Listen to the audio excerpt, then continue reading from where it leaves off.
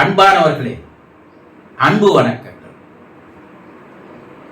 இறந்தவருடைய முகம் உங்கள் நினைவில் இருந்து அகலாமல் தொடர்ந்து வந்து கொண்டிருக்கிறதா? உங்களுடைய தாயார் இறந்து போயிருக்கலாம்.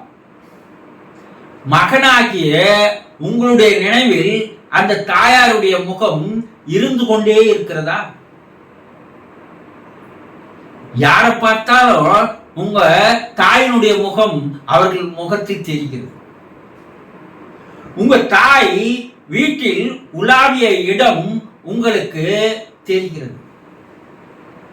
உங்கள் தாய் அமர்ந்து பேசிய அந்த இடம் உங்களுக்கு தெரிகிறது. உங்கள் தாய் உட்கார்ந்து இருக்கிற மாதிரி ஒரு உருவம், பிரம்ம அங்க தெரியுது.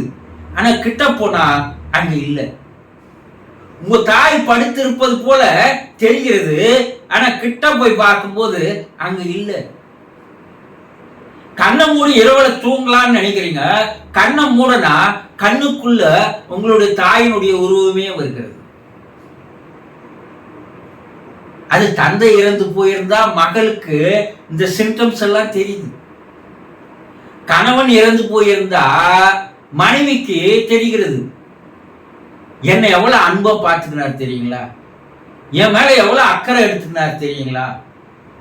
என் மனநோக்காக நடந்து கொண்டார் தெரியுங்களா?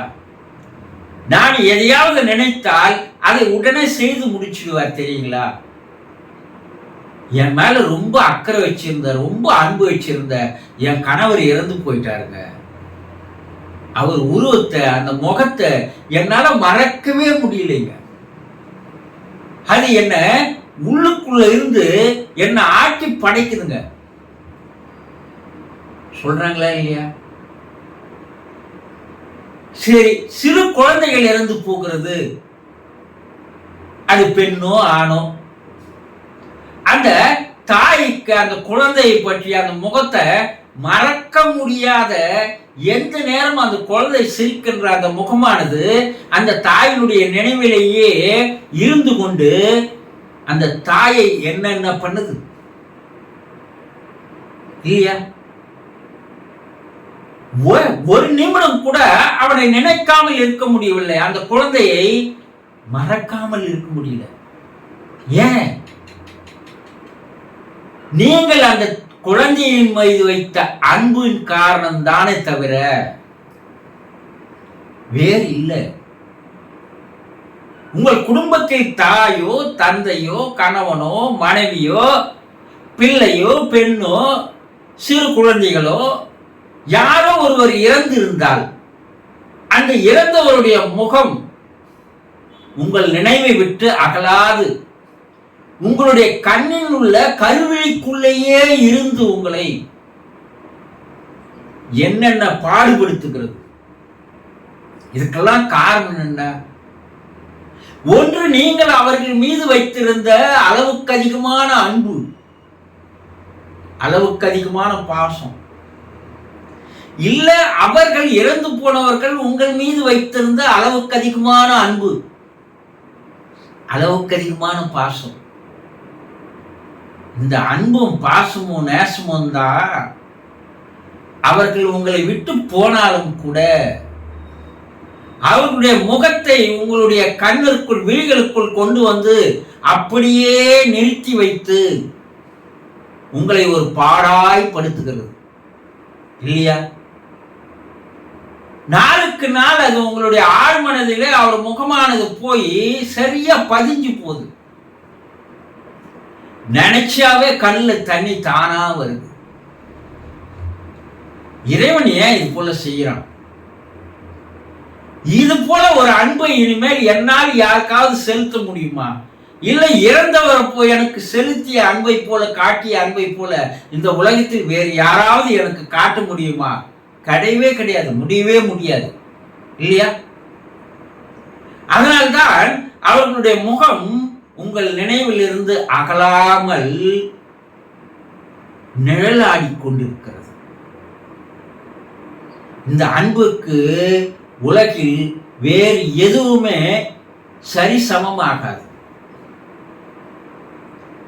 நீங்க மறக்கணும்னு முடிவு பண்றீங்க, ஆனா அந்த உருவம் உங்களை வந்து வந்து வந்து வாட்டி வதைக்கிறது இல்லையா? அப்ப அந்த முகம், இறந்தவருடைய முகம் உங்களுடைய நினைவிலேயே இருந்து கொண்டு தொடர்ந்து உங்களை நினைக்க வைத்துக் கொண்டிருக்கிறது என்றால், அவர் இருந்தபோது எந்த அளவிற்கு உங்கள் மீது அன்பு காட்டினாரோ அதே அன்பை தான் இறந்த பிற்பாடும் உங்கள் மீது காட்டிக் கொண்டிருக்கிறார் என்பதை நீங்கள் புரிந்து கொள்ளுங்கள். அவர் இறந்துட்டதுனால உங்க மேல அன்பு செலுத்தாது இருக்காருன்னு நினைக்காதீங்க.